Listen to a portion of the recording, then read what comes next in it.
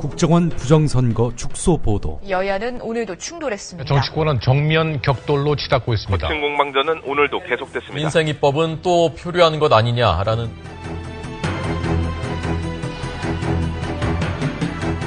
장악당한 언론은 진실로부터 멀어지고 있습니다.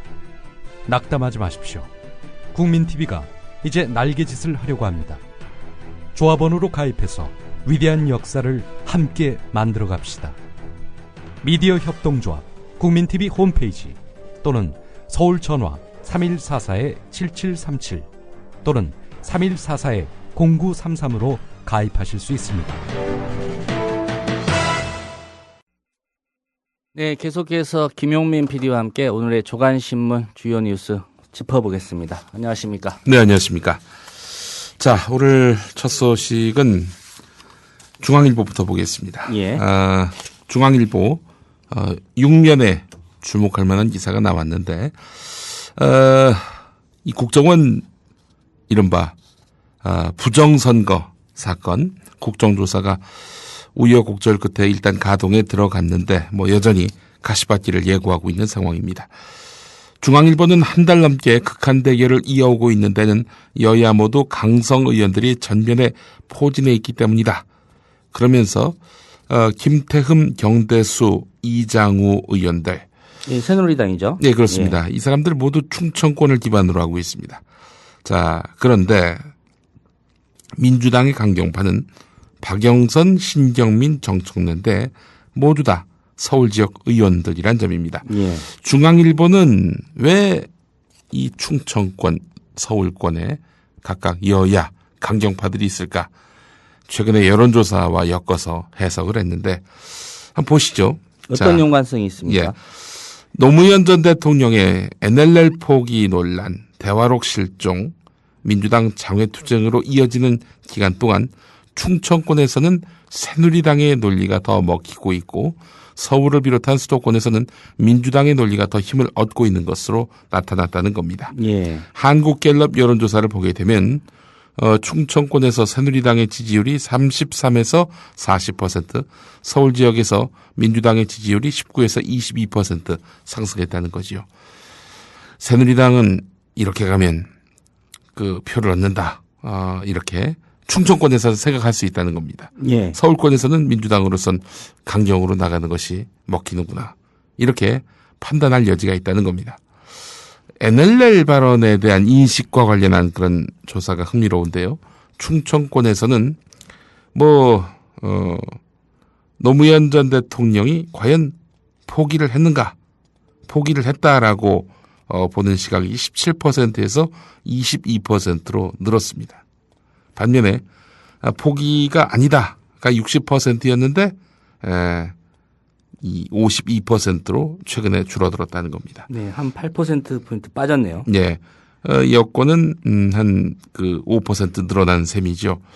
그렇다 하더라도 노무현 전 대통령의 NLL 발언은 포기가 아니다라는 의견이 52대 22로 52% 포기가 아니다라는 그런 시각이 충청권에서도 더 설득력 있게 이렇게 다가가고 있는 것입니다.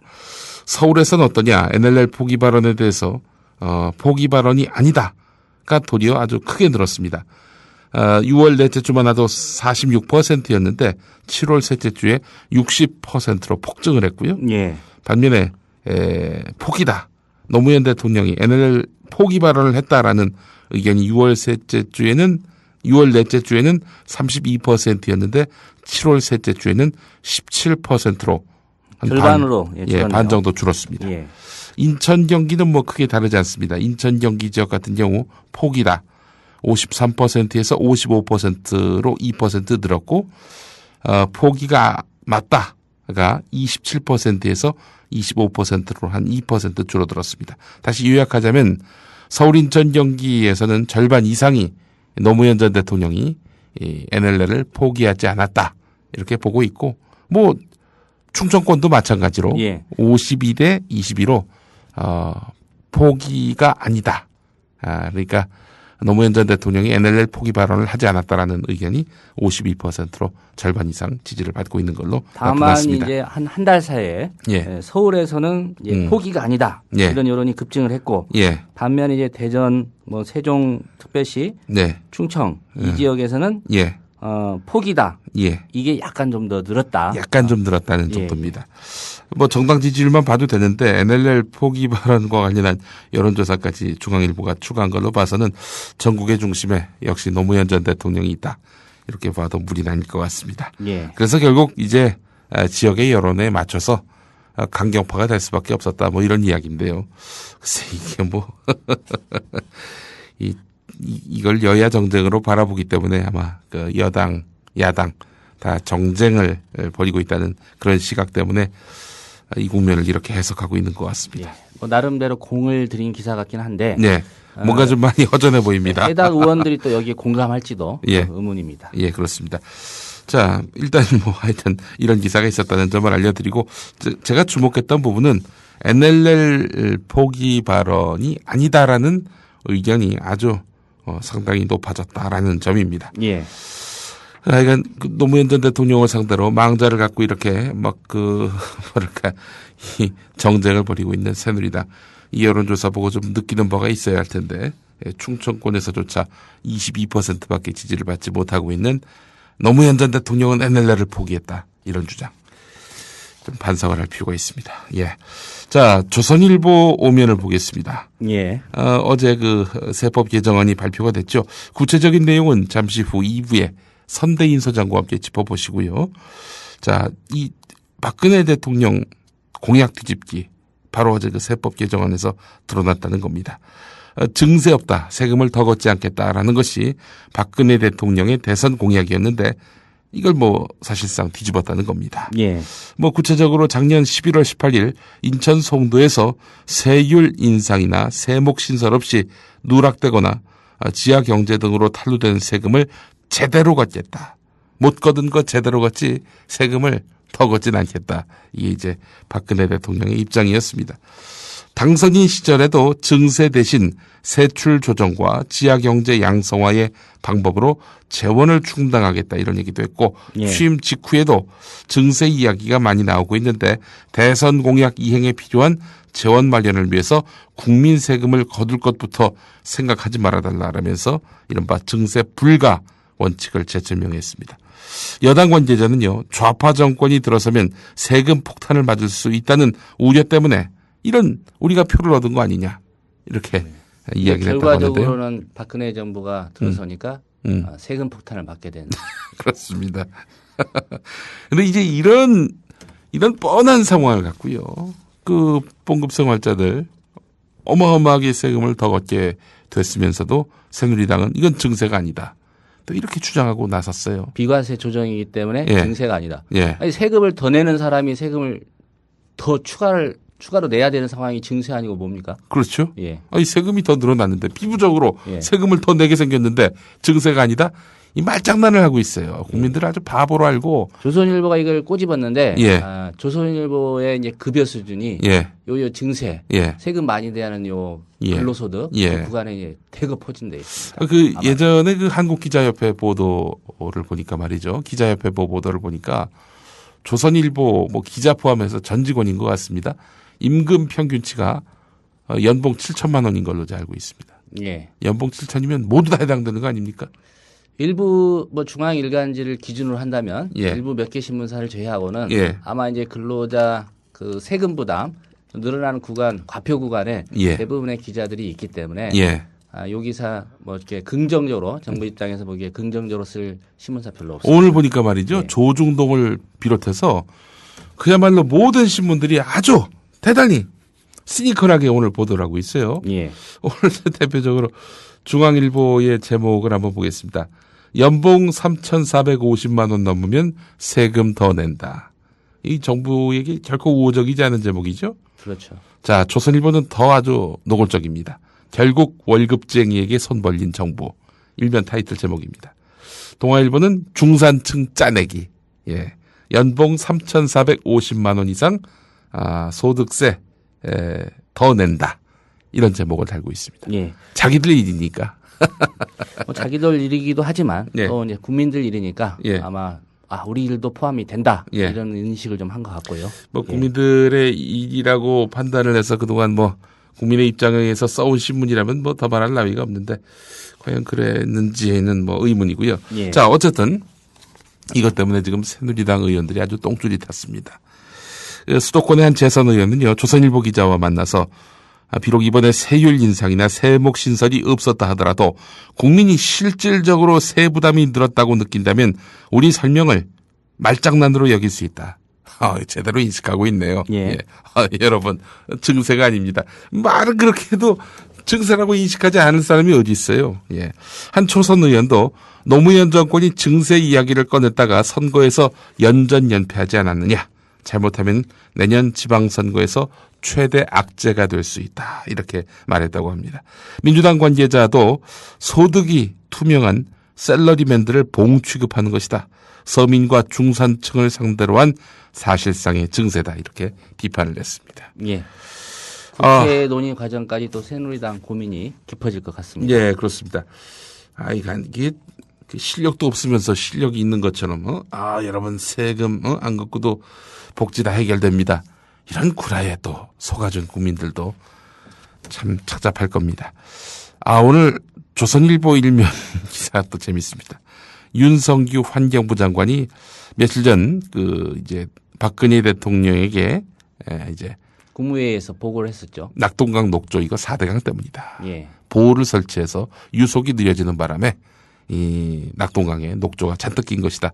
이렇게 이야기를 했는데, 자, 그런데 이번에는 환경부 실국장과 지방환경청장 등 간부들을 모아놓은 자리에서 낙동강 녹조 예방 쪽이 아니라 충분히 문제가 부각될 때까지 상태를 유지하라. 녹조를 방치하라. 방치해라. 방치해라. 예. 놔둬라 그냥. 놔둬라. 뭔가 좀 정치적인 이유가 있어 보입니다. 예. 오늘 1면과 12면에 나눠서 이 기사를 실었는데 12면을 펼쳐보니까 이런 의도가 드러납니다. 4대강 녹조 문제 그대로 둬야 환경부의 부담이 덜해진다. 이런 얘기입니다. 환경부 부담이 덜해진다. 녹조 문제가 부각이 되면은 결국에는 이 환경부가 이제 여러 가지로 질 수 있는 그런 정치적 부담들, 책임. 예. 이 책임은 환경부가 지는 것이 아니라 4대강을 주도한 뭐 전 정권이라든가, 네, 그렇지. 아니면 국토부, 다른 부서에, 다른 부처에 이렇게 말하자면 그 부담이 전가된다는 거죠. 이에 대해서 환경부는 뭐 녹조 방치의 의미는 아니다 또 이렇게 이야기하고 있지만 전문가들은 대단히 무책임한 발언이다 이렇게 이야기를 했다고 하는데, 이 전문가라고 하는 사람이 보니까 말이죠. 이화여대 박석순 환경공학과 교수입니다. 박석순 교수가 누굽니까? 이게 4대강주의자입니다. 이 사람 이야기는 낙동강에서 수돗물 정수에 이상이 없다고 하더라도 녹조 상황을 적극적으로 감시하고 대응해야지, 사실상 손 놓으라고 한 것은 적절치 못한 것으로 보인다라고 말했습니다. 예. 4대강을 그 모양 그 꼴로 만들어 놓고, 이 양반 웃기네요, 보니까. 자, 물론, 4대강 사업을 반대해온 박창근 교수 역시 낙동강 현장에 가보니 이미 녹조가 심각해서 냄새가 지독하더라. 환경부는 수질 개선을 위해서 보수문을 열라고 관계기관에 적극 요청해야지 내버려 두는 것은 무책임하다라고 했습니다. 물론 4대강을 이 지경으로 만든 세력에 대해서 그 책임을 묻는 것은 당연하지만, 그렇다 하더라도 환경부가 이 상황에서 이 4대강의 실상 이 문제점에 대해서는 적극적으로 좀 들춰낼 필요가 있다. 이러면서 방치를 이렇게 말하자면 지시했다는 것은 상당히 좀 부적절해 보입니다. 예. 뭐 박근혜 대통령이 뭐라고 한마디 하지 않을까? 예. 다음 국무회의 때 좀 예상이 됩니다. 예, 그렇습니다. 근데 환경부 윤성규 장관이 하여간 이 4대강 사업에 대해서는 굉장히 비판적인 입장을 갖고 있는 것만은 분명해 보이네요. 하지만 지금 국민의 어떤 그런 삶에 대해서 우선적으로 피해가 없도록 조치를 취한 다음에 할 말을 해야지 이렇게 방치를 해둬라. 이건 좀 부적절해 보입니다. 예. 세계일보를 보기 전에 경향신문 기사 하나 더 보겠습니다. 영포라인 출신 브로커 오희택 씨가 이윤영 전 서울시 의원을 통해서 박영준 전 지식경제부 차관에게 금품 로비를 했다는 진술이 나왔습니다. 연일 새로운 사실이 나오고 있는데 원전 비리와 관련해서 그렇습니다. 나오는 얘기죠. 오희택 씨와 이윤영 씨 이 두 사람이 그 한국정수공업 그 사장에게 돈을 좀 내놓으시죠. 박영준 차관 저희가 연결하겠습니다. 이런 식으로 했단 말이죠. 자, 이러다 보니까 여기서 또 어마어마한 또 돈을 받아가지고 자기들이 챙겼단 말이죠. 그래서 일각에서는 이 사람들이 박영준 이름 팔아가지고 자기들이 입마이 포켓한 거 아닌가 이런 의심이 들었는데 알고 봤더니 박영준 씨도 돈을 받았다 이런 얘기입니다. 이 이야기는 한국정수공업으로부터 돈을 받은 오희택 씨가 검찰에다가 밝힌 내용이라고 합니다. 예, 검찰이 그 박영준 전 차관 또 불러서 조사를 하겠군요. 네, 그렇습니다. 얼마 전에 다시 감옥에 들어갔죠. 박영준 씨가. 그 민간인 불법 사찰하고 네. 파이시티 관련해서 또 돈 그렇습니다. 받은 것 때문에 들어갔는데 이게 또 죄가 더 추가될 것 같습니다. 그렇습니다. 근데 다른 것도 아니고 원전 비리입니다. 원전 비리. 원전의 위험성은 가중되고 있고 이런 와중에 이런 부정이 있었다는 거, 국민의 안전이 도외시된 채 자기들 이속을 챙기는데 박영준 씨가 앞장섰다. 박영준 씨가 누굽니까? MB 최측근 아닙니까? 예. 이상득 씨. 이런 분들은 징역형을 선고하게 되면 강제 노역을 그 원전 쪽에서 시키는 것도 좀 방안이 아닐까. 그렇습니다. 그리고 이건 뭐 정말 이 권력형 비리는요 아주 엄단을 해야 됩니다. 폐가망신에다가 거의 뭐 사형에 준하는 그런 종신형을 이렇게 선고를 해야 될 일이라고 생각을 합니다. 그래야 두 번 다시 그런 일을 안 벌이지요. 세계일보 구면을 보니까 말이죠. 금천구의 반란이라는 제목의 기사가 있습니다. 서울 25개 자치구의 2010, 2013학년도 성적을 분석해 봤는데 만년 수능 꼴찌였던 금천구의 비약적인 성장이 두드러졌다는 겁니다. 자, 1, 2등급의 비율이 4.8%였는데 5.3%로 3년 새 쑥 컸다는 겁니다. 자, 물론 5개 교육 특구의 위력은 여전했습니다. 5개라면 어디겠습니까? 최상위권이라 할 수 있는 강남구, 서초구, 그리고 송파구, 양천구 포함 안 되나요? 양천구 포함되죠. 예. 그리고 한 개구가 어디 있나요? 노원구입니다. 노원구. 강남, 서초, 송파, 양천, 노원구 출신 학생들이 그야말로 수능 최상위권 60%를 휩쓸었습니다. 또 학원이 많은 곳들이죠, 이 그렇습니다. 구들이. 자, 그런데 강남은 1등인데 하위권 비율도 최저로 나타났습니다. 자, 하지만 금천구의 비약적인 성장, 어떤 것이 그러느냐? 최상위권 비율 증가 순위에서 이 강남구와 어깨를 나란히 했다는 겁니다.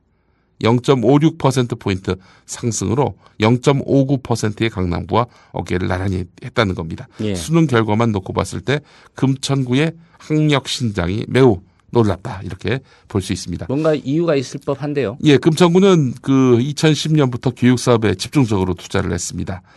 서울 자치구 중 최초로 부구청장 직속의 5개 팀 25명으로 구성된 교육전담부서를 꾸리고 외부 교육 전문가도 3명 영입했습니다. 이후에 관내의 일반계 고등학교 4개 학교에 학력 향상 지원금으로 매년 6억을 지급하는 등 기존보다 5배나 많은 연간 100억여 원의 교육 예산을 투입했다는 겁니다. 자, 금천구 하여튼 반란이 참 두드러집니다. 민주당 구청장이 지금 있는 곳이죠. 서울시 교육청도 잘 안 하는 그런 교육 투자를 이제 지자체가 해서 좀 성과를 냈다 이런 결과네요. 예, 그렇습니다. 국민일보 7면을 보겠습니다. 해수욕장에서 몰카 찍으면 이거 어떻게 되는지 아십니까? 여성의 신체를 몰래 촬영하다가 적발되면 성폭력 특별법에 의해서 5년 이하의 징역이나 1,000만 원 이하의 벌금에 처해집니다. 그런데 해경에 적발된 사람이 이제 23명이었는데 최근에 15명이 외국인이었다고 합니다. 주로 외국인들이 해수욕장에서 몰카를 찍는다. 예, 그렇습니다. 예. 해운대 해수욕장을 관할하는 남해해양경찰청이 이제 그래서 13명을 입건을 했는데 13명 중에 12명이 외국인이었다는 거죠. 자, 해경이 2011년 적발한 해수욕장 몰카범은 10명인데 지난해에는 12명이었습니다. 점점 늘어나고 있는 추세긴 한데 흥미로운 건 뭐냐면요. 적발된 외국인 몰카범 대부분은 동남아시아를 비롯한 이슬람권 국가들 출신이라는 겁니다.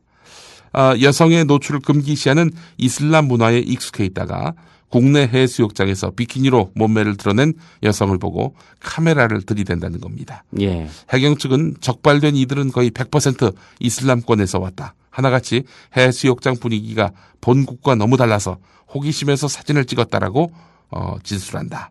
문화 차이에서 오는 희한한 풍경이다. 이렇게 설명을 했는데 경찰이 말이죠. 범죄인지도 모르고 이제 촬영하다 적발된 외국인을 상대로 해서 이게 왜 범죄인지 설명하느라고 진땀을 뺀다고 합니다. 예, 정말 문화 차이로만 봐야 될지 그건 좀 생각을 해봐야 될 것 같고요. 네, 그렇습니다. 조선일보에 휴가철 관련한 기사가 또 하나 있네요. 12면인데 최근에 그 저가 항공사들이 크게 늘고 있죠. 자, 승객이 급증하고 있습니다. 아주 싼 가격에 이제 이용할 수 있다는 점에서 본다면은 알뜰 이용객들의 또 관심이 또 집중될 수밖에 없는데 그런데 저가 항공사는 대형 항공사보다 경력 5년 미만의 조종사 비율이 최대 6배 높은 것으로 나타났다는 겁니다. 예. 신참 조종사라 하면 경력 5년 미만의 조종사를 말하는데 진에어가 95.7%로 가장 많았다고 합니다. 이 95.7%라면은 뭐 대부분이다. 이렇게 5년 미만이란 얘기인데 139명 가운데 133명이 그렇다는 겁니다. 제주항공도 전체 조종사 가운데 5년 미만의 조종사 비율이 51.1%로 절반을 넘었고 그 다음이 티웨이 항공, 이스타 항공 그리고 이런 순으로 이제 5년 미만의 조종사 비율이 많았다고 합니다. 반면에 네. 대한항공과 아시아나항공은 29.3%, 16.1% 이런 각각 이렇게 비율이 돼 있다고 합니다. 저가 항공사의 경력이 짧은 조종사가 많은 이유는 아무래도 좀 저임금이 가능하기 때문이겠죠. 하지만 진에어 측은 자격 기준을 충족했고 항공사 자체 훈련 1년을 거친 만큼 비행에는 아무런 문제가 없다 이렇게 밝히고 있습니다. 저가 항공사 조종사들의 경력이 짧다고 해서 사고를 더 많이 낸 것은 아닙니다. 최근 5년 동안 저가 항공사에서 준사고, 그러니까 사망사고가 없는 사고죠. 자, 이런 그 준사고가 발생한 건수는 아시아나항공 7건, 그리고 대한항공 5건보다 제주항공 2건, 에어부산 2건, 이스타항공 1건 이렇게 해서 경력 연수가 더 높은 아시아나 대한항공보다도 이 저가 항공사들이 적다는 겁니다. 예, 저는 좀 궁금한 게 이 예. 기사를 쓴 의도가 뭔지가 좀 예. 그러니까 저가 항공을 많이 이용하는데 예. 신참 조종사가 많으니까 네. 좀 불안하지 않으십니까? 예. 이용 자제해야 되는 거 아닙니까? 이런 메시지인지 예. 아니면 신참 조종사가 조종을 하지만 사고는 대형 항공사보다 적습니다. 예. 이걸 강조하고 싶은 건지. 근데 또 있어요. 더 헷갈리게 하는. 불합격 조종사 비율은 또 높은 게 저가 항공사라는 겁니다. 그러니까 좀 엄정하게 뽑는다. 예. 이렇게 봐야 되겠네요. 예, 그렇습니다. 예. 그러니까 어떻게 제목만 보면은 이거 저가 항공사가 이게 싼 게 비지떡이라고 이거 안 되겠구나. 하면 안 되겠구만. 예. 이런 느낌을 줄 수 있는데 또 기사를 살펴보면 상대적으로 대형 항공사보다 사고율도 낮고 예. 조종사 또 선정 기준도 엄격하다. 예. 어쨌든 포인트가 좀 이해가 안 됩니다. 예. 경향신문 11면 기사만 전해드리고 마무리해야 될 것 같습니다. 예. 예. 자, 요즘에 그 과학수사, 뛰는 놈 위에 나는 놈이 있다고, 과학수사의 전형으로 불리는 유전자 감식 기법, 이건 범인들에게도 이미 상식이 됐다는 겁니다. 자, 지난해 10월 충북 청주에서 무슨 일이 벌어졌느냐. 40대 남성이 식당 주인을 위협하고는 금고 안에 있던 현금을 훔쳐 달아났습니다. 경찰은 단순 절도 사건으로 보고 범인 검거가 쉬울 것으로 판단했는데 오판이었습니다. 식당 출입문 손잡이에 지문이 남지 않도록 옷소매로 손을 감싼 다음 가게 문을 열었고요. 예. 태연하게 음식을 주문해 먹고 있다가 식당 주인을 제압한 다음 순식간에 금고를 털었습니다. 금고를 열 때는 미리 준비해온 장갑을 끼웠습니다. 범인은 식당에서 사용했던 수저와 그릇은 물론이고 음식 찌꺼기까지 모두 비닐봉투에 담아갔습니다. 행여라도 남은 음식물에서 자신의 유전자가 검출될 가능성을 원천 차단하기 위해서였습니다. 수사는 난항에 빠졌는데 과학수사대가 간신히 증거를 찾아냈습니다. 범인이 미처 챙기지 못한 먹다 남긴 깍두기 조각이 그 정체를 밝혀낸 겁니다. 예. 아주 적은 양의 침에서 타액에서 그 유전자가 발견됐기 때문입니다. 요즘 그 미국 드라마 CSI 시리즈부터 국내 과학수사 드라마나 영화가 인기몰이를 하는 바람에 그만큼 범인 잡기도 어렵다라는 것이 경찰들의 애로사항이라고 합니다. 예, 이런 드라마를 경찰이 보고 참고를 해야 될 텐데 정작 범죄자들이 어떻게 하면 안 잡힐까 예. 이런 데 참고를 한다니까 예. 좀 씁쓸합니다. 그렇습니다. 네, 조간 브리핑 김용민 PD였습니다.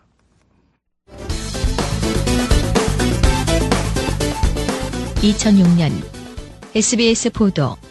최근 한 시민단체는 국세청장을 직무유기 등의 혐의로 검찰에 고발했습니다. 법률상 종교인에 대한 면세 조항이 없는데도 국세청이 수십 년간 제대로 세금을 걷지 않았다는 이유에서입니다. 조세 형평성 차원에서 종교인들도 국민의 일원으로서 세금을 내야 하는 것은 마땅한 일이고, 종교인에 대한 과세 결정은 1968년 초대 국세청장이 문제를 제기한 이래 45년 만입니다. 지난 1968년 이낙선 초대 국세청장이 목사와 신부 등 성직자는 갑종 근로소득세를 내야 한다고 종교인 과세 문제를 처음으로 거론하고 나섰습니다. 하지만 당시엔 종교계가 반대를 해서 무산이 됐습니다. 이후 한동안 잠잠하다가 90년대 들어오면서 종교인 과세 논쟁이 다시 불거지기 시작했고 공개 토론까지 벌어지기도 했습니다. 하지만 이때는 국세청이 강제 징수를 할 의사가 없다면서 선을 그으면서 다시 수면 아래로 가라앉았습니다. 세금 납부에 미적지근한 반응을 보여왔던 종교계 일부에서 공개적으로 바뀐 입장을 내기 시작한 건 1994년입니다. 당시 천주교 내부에서 세금을 내야 한다는 목소리가 높아지면서 천주교 주교회의가 소득세를 내기로 통 큰 결단을 내린 것입니다. 그리고 지난해에 당시 박재환 기획재정부 장관이 종교인 과세에 적극적으로 나섰지만 대선을 앞두고 결국 과세 원칙만 확인했을 뿐 유보 쪽으로 결론이 났습니다. 소득이 있으면 세금을 내야 한다는 형평성 원칙에 따라 목사와 스님 등 종교인들도 내후년부터는 세금을 내게 됐습니다. 그러나 성직을 존중한다는 차원에서 근로소득 대신 기타 소득, 일종의 사례금으로 간주해 과세하기로 했습니다. 종교인들의 가장 큰 불만은 우리 종교인들을 근로소득자로 보는 것 자체에 대해서는 부담이 있다. 그래서 사례금으로 모아서 과세를 하겠다라는 것이었고요. 기타 소득의 세율은 4.4%로 근로소득세율보다 훨씬 낮습니다. 진보적 교회연합단체인 KNCC의 한 관계자. 많은 세금을 내는 운동까지도 나아갈 수 있지 않겠습니까? 그런 부분까지도 종교인들이 앞장서서 발벗고 나서기를 저희는 기대하고 있습니다. 그러나 반대도 만만치 않습니다. 보수 기독교 단체인 한국교회연합 관계자. 1차적 세금이 전부 다 원천 징수가 된 다음에 그 돈으로 성도들이 헌금을 해서 발생한 것입니다. 그러니까 헌금 내는 신자들이 세금을 다 내고 낸 헌금인데 이 헌금에 왜 또 세금을 부과하냐? 이것은 이중과세 아니냐는 이야기입니다.